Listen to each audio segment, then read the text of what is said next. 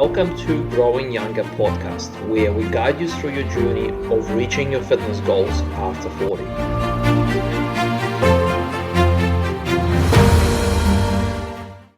The Ozempic muscle problem no one told you about. Hello guys, this is the topic of today's podcast. We're going to talk about the class of medications called GLP-1. They are designed to suppress your appetite and therefore used primarily to lose weight.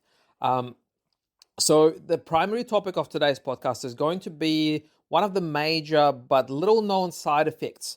What sort of effect these medications have on your muscle mass or muscle strength. Hi guys, this is Alex Blashevsky here. I'm the physiotherapist from Growing Younger Fitness. And we're going to break down this topic over the next 10 to 12 minutes. So first of all, I wanted to clarify exactly what these medications, what these drugs are. So Ozempic, as well as other medications in the same class of drugs, which is Wegovy and Trulicity, they belong to a class of medications called GLP-1. Now, their main purpose, or what they're used for in medicine these days, is to help people who struggle to lose weight. They help to suppress appetite. And therefore, people eat less, they consume less calories, and therefore they'll start losing weight. Now, it works through a few mechanisms in the body. So number one, they help the body release more insulin. So they actually help to lower your blood sugar levels, which is, it's a positive thing.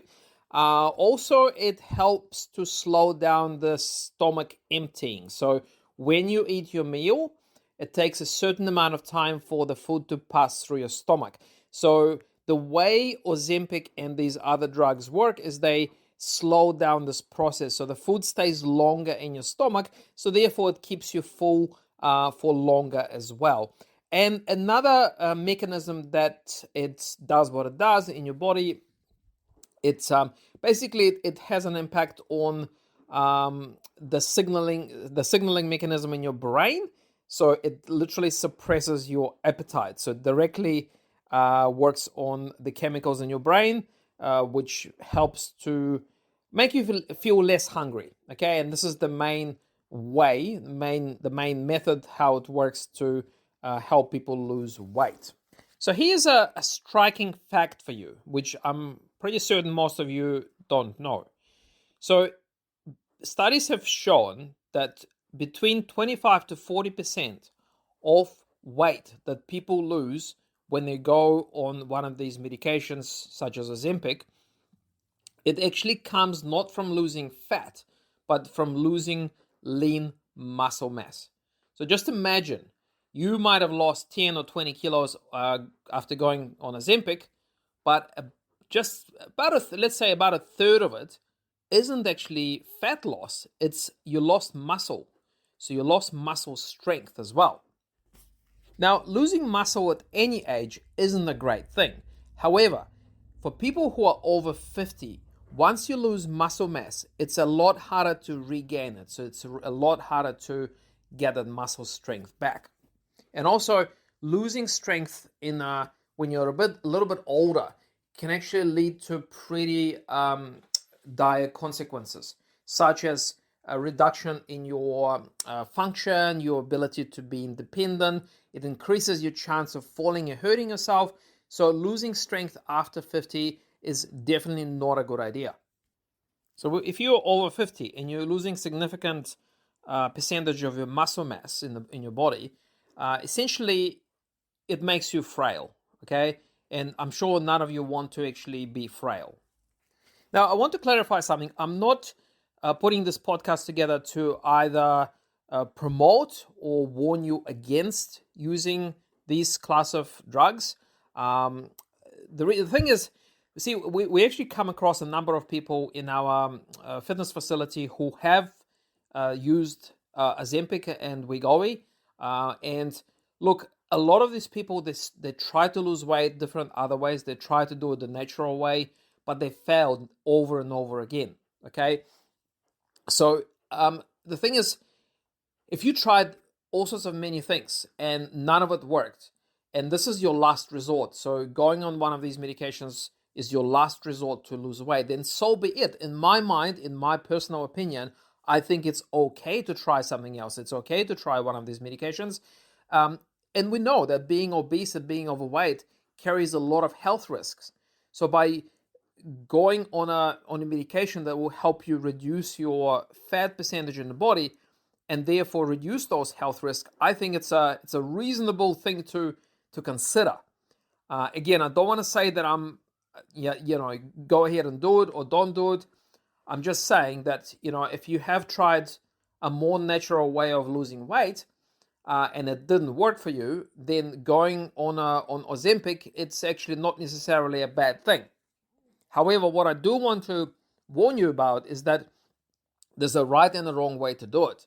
And there's mounting evidence in recent years is that if you do decide to go on one of these medications, there are things you need to also do to ensure that you preserve your muscle mass.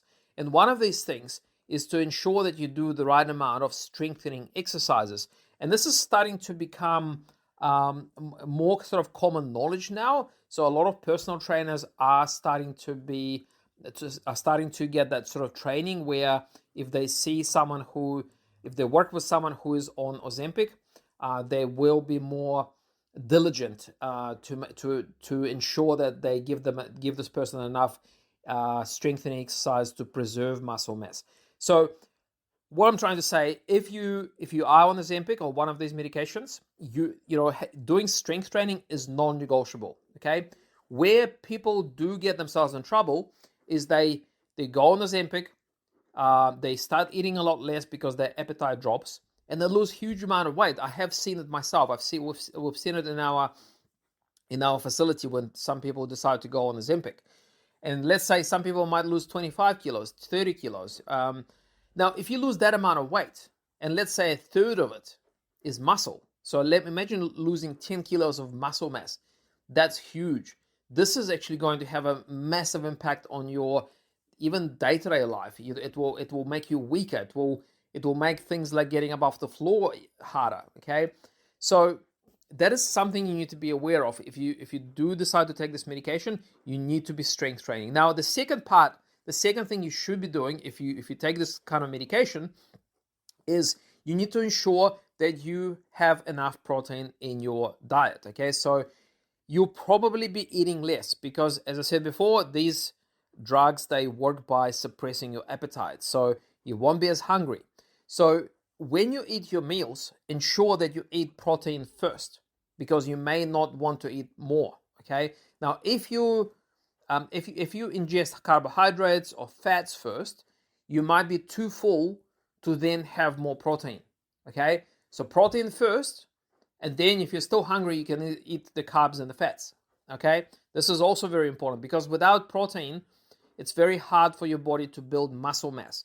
So even if you are doing the right amount of strength training, but you're not getting enough protein, again, your body's ability to build muscle fibers will be impacted. So as a quick summary, if you are taking Ozempic or Wegovy, number one, ensure that you do at least 2 or 3 strength training sessions a week. If you don't know where to start, you probably need to speak to your personal trainer, so they can give you the right program. Number 2, you should be having enough protein in your diet. And because you are on these appetite-suppressing medications, a good strategy would be to eat protein first and then the rest. If you're still hungry, you can eat the carbs and the fats at a later stage. And number 3, track your strength. So keep an eye on it. So, you could try things like, depending on your strength level, you could try and do press-ups against the wall or incline press-ups. So just doing a little sit to stand, like a little squat. And say, if you can do 20 of these squats today, you can try and measure your strength again in a couple of weeks or a month, and just ensure that at the very least, you can still do the same number of reps, or you can lift the same amount of weight. So just to ensure that your strength is not deteriorating as you're losing more weight. Now, and the last thing I want to allude you to before we finish is As we know, muscle is very important to burn calories. Okay, so when we have more muscle in our body, it helps to increase our metabolism. So more muscle means you burn more calories even when you're resting. Okay, so if going on this medication means you lose a lot of weight, but you also lose a lot of muscle, sooner or later, the chances are you'll probably come off this medication. And then if you lose a lot of muscle, you're stacking the cards against you, okay, against yourself. Because when you come off the medication and you lost muscle, it will be very hard for you to keep that fat off, because now your metabolism is going to be lower because you lost so much muscle mass. So, and then also you've come off the medication, your appetite is back, your metabolism is lower. There's a very high chance you're going to regain all the weight that you lost.